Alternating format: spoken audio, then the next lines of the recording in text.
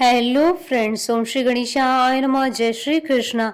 आप सभी का स्वागत है आपके अपने यूट्यूब चैनल पर।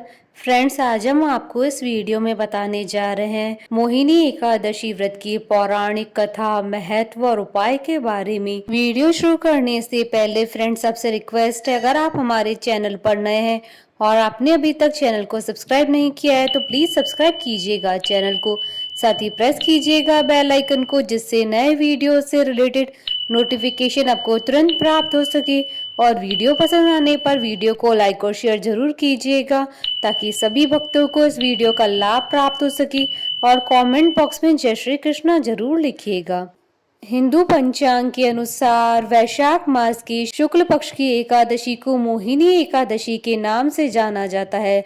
मोहिनी एकादशी पर भगवान विष्णु की आराधना करने से सुख समृद्धि बढ़ती है और साथ ही शाश्वत शांति की प्राप्ति होती है। अतः इस दिन व्रत उपवास रखकर मोह माया के बंधन से मुक्त होने के लिए यह एकादशी बहुत लाभदायी है। मोहिनी एकादशी के व्रत से मोह आदि सब नष्ट हो जाते हैं। संसार में इस व्रत से कोई श्रेष्ठ व्रत नहीं है। इसके महात्म को पढ़ने अथवा सुनने से 1000 गोदान का फल प्राप्त होता है।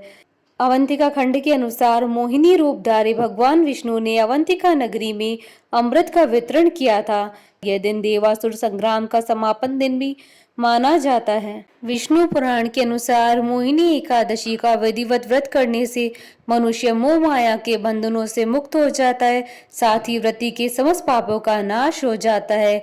इस एकादशी के प्रभाव से मनुष्य को मृत्यु के बाद मिलने वाली नरक की यातनाओं से छुटकारा मिलता है और व्यक्ति के आकर्षण और प्रभाव में वृद्धि होती है। इस व्रत को करने से मनुष्य को समाज, परिवार तथा देश में प्रतिष्ठा मिलती है तथा उसकी ख्याति चारों ओर फैलती है। मोहिनी एकादशी के दिन भगवान विष्णु ने मोहिनी अवतार लिया था। इस दिन श्री हरि की पूजन का विधान है। सीता जी की खोज करते हुए श्री राम ने भी इस व्रत को किया था। श्री कृष्ण ने भी पांडु पुत्र युधिष्ठिर और अर्जुन को मोहिनी एकादशी की कथा कही थी। वहीं महर्षि वशिष्ठ जी ने भी रामचंद्र जी से यही कथा कही थी। मोहिनी एकादशी के बारे में मान्यता है कि समुद्र मंथन के बाद अमृत प्राप्ति को लेकर देवता और दानवों के बीच विवाद छिड़ गया था। तब भगवान विष्णु सुंदर नारी का रूप धारण करके देवताओं और दानवों के बीच पहुंचे थे। दानव इनके रूप से इतना मोहित हो गए थे कि उन्होंने अमृत का कलश इन्हें दे दिया था। मोहिनी रूप धारण किए हुए भगवान विष्णु ने सारा अमृत देवताओं को पिला दिया था। इससे देवता अमर हो गए। जिस दिन भगवान विष्णु मोहिनी रूप में प्रकट हुए थे उस दिन वैशाख मास की शुक्ल पक्ष की एकादशी तिथि थी। भगवान विष्णु की इसी मोहिनी रूप की पूजा मोहिनी एकादशी के दिन की जाती है। इस बार मोहिनी एकादशी का व्रत 22 और 23 मई 2021 को किया जाएगा। मोहिनी एकादशी स्मार्त का व्रत 22 मई 2021 को किया जाएगा। वहीं मोहिनी एकादशी वैष्णव व्रत 23 मई 2021 को किया जाएगा। फ्रेंड्स, अब आइए जानते हैं मोहिनी एकादशी पर किए जाने वाले उपाय के बारे में। धर्म ग्रंथों में सभी एकादशियों का विशेष महत्व बताया गया तथा प्रत्येक एकादशी को करने योग्य समाधान भी बताए गए हैं। मान्यता है कि एकादशी के दिन किए गए उपाय शीघ्र फल देने वाले होते हैं। अगर आपके काम बार बार रुकते हैं तो मोहिनी एकादशी के दिन एक बांसुरी खरीदकर किसी विष्णु मंदिर में दान करें। ऐसा करने से आपका सोया भाग्य जागेगा। इस दिन आप किसी राधा कृष्ण मंदिर में जाकर दर्शन करें और पीले फूलों की माला राधा कृष्ण को चढ़ाएं। इससे आपकी परेशानियां समाप्त होंगी। इस दिन विष्णु मंदिर में पीले रंग का झंडा दान करें, इससे भी आपको फायदा होगा। एकादशी की सुबह पीपल के पेड़ पर जल चढ़ाएं और शाम को शुद्ध घी का दिया जलाएं। इससे आपकी समस्याओं का समाधान होगा। इस दिन विष्णु मंदिर में गेहूं, जौ चढ़ाने चाहिए और बाद में थोड़े से गरीबों में भी दान कर दें। इससे परिवार में सुख शांति बनी रहेगी। एकादशी पर दक्षिणावर्ती शंख में कच्चा दूध व केसर डालकर भगवान श्री कृष्ण का अभिषेक करें। इससे धन लाभ के योग बनेंगे।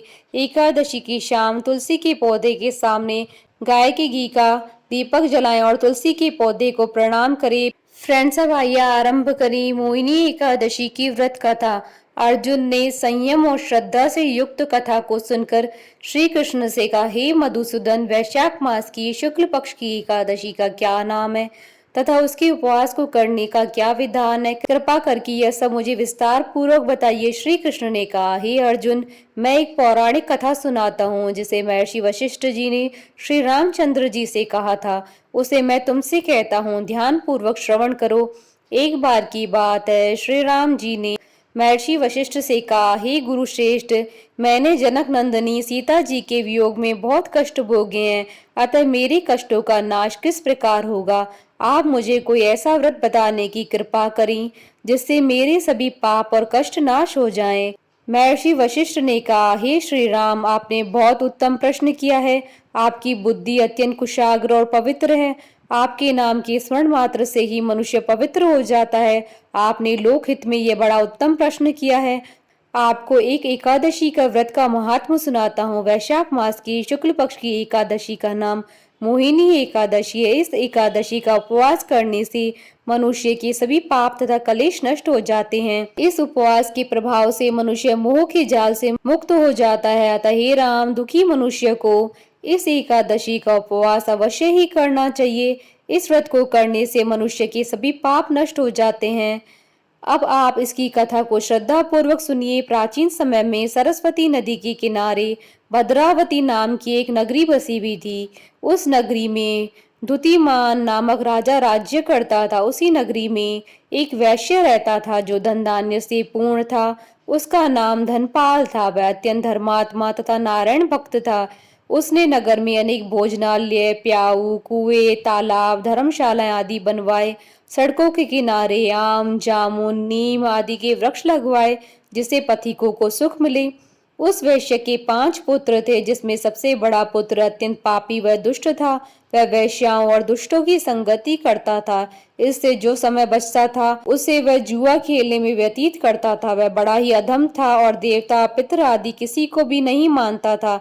अपने पिता का अधिकांश धन वह बुरे व्यसनों में ही उड़ाया करता था। मद्यपान तथा मांस का भक्षण करना उसका नित्य कर्म था। जब काफी समझाने बुझाने पर भी वह सीधे रास्ते पर नहीं आया तो दुखी होकर उसके पिता, भाइयों तथा कुटुंबियों ने उसे घर से निकाल दिया। उसकी निंदा करने लगे। घर से निकलने के बाद वह अपने आभूषणों तथा वस्त्रों को बेच बेच कर अपना गुजारा करने लगा। धन नष्ट हो जाने पर वैश्याओं तथा उसके दुष्ट साथियों ने भी उसका साथ छोड़ दिया। जब वह भूख प्यास से व्यथित हो गया तो उसने चोरी करने का विचार किया और रात्रि में चोरी करके अपना पेट पालने लगा। लेकिन एक दिन वह पकड़ा गया, किंतु सिपाहियों ने वैश्य का पुत्र जानकर छोड़ दिया। जब वह दूसरी बार पुनः पकड़ा गया तब सिपाहियों ने भी उसका कोई लिहाज नहीं किया और राजा के सामने प्रस्तुत करके उसे सारी बात बताई। तब राजा ने उसे कारागार में डलवा दिया। कारागार में राजा के आदेश से उसे बहुत कष्ट दिए गए और अंत में उसे नगर छोड़ने के लिए कहा गया। दुखी होकर उसे नगर छोड़ना पड़ा। अब वह जंगल में पशु पक्षियों को मारकर पेट भरने लगा। फिर बहेलिया बन गया और धनुष बाण से जंगल के निरीह जीवों को मार मार कर खाने और बेचने लगा। एक बार वह भूख और प्यास से व्याकुल होकर भोजन की खोज में निकला और कौंडिन्य मुनि के आश्रम में जा पहुंचा। इन दिनों वैशाख का महीना था। कौंडिन्य मुनि गंगा स्नान करके आए थे। उनके भीगे वस्त्रों की छींटे मात्र से इस पापी को कुछ सद्बुद्धि प्राप्त हुई। वह अधम ऋषि के पास जाकर हाथ जोड़कर कहने लगा, हे महात्मा, मैंने अपने जीवन में अनेक पाप किए हैं। कृपा कर आप उन पापों से छूटने का कोई साधारण और बिना धन का उपाय बतलाइए। ऋषि ने कहा, तू ध्यान देकर सुन। वैशाख मास की शुक्ल पक्ष की एकादशी का व्रत कर। इस एकादशी का नाम मोहिनी है। इसका उपवास करने से तेरे सभी पाप नष्ट हो जाएंगे। ऋषि की वचनों को सुन वह बहुत प्रसन्न हुआ और उनकी बतलाई हुई विधि के अनुसार उसने मोहिनी एकादशी का व्रत किया। हे श्री राम, इस व्रत के प्रभाव से उसके सभी पाप नष्ट हो गए और अंत में वह गरुड़ पर सवार हो विष्णु लोक को गया। संसार में इस व्रत से उत्तम कोई दूसरा व्रत नहीं है। इसके महात्म्य के श्रवण व पठन से जो पुण्य प्राप्त होता है वह पुण्य 1 सहस्त्र गोदान के पुण्य के बराबर है। कथा सार, प्राणी को सदैव संतों का संग करना चाहिए। संतों की संगत से मनुष्य को न केवल सद्बुद्धि प्राप्त होती है अपितु उसके जीवन का उद्धार हो जाता है। पापियों की संगत प्राणी को नरक में ले जाती है। बोलिए भगवान विष्णु की जय, सनातन धर्म की जय। हमारे साथ इस वीडियो में अंत तक बने रहने के लिए आपका धन्यवाद। ओम श्री गणेशाय नमः। जय श्री कृष्ण।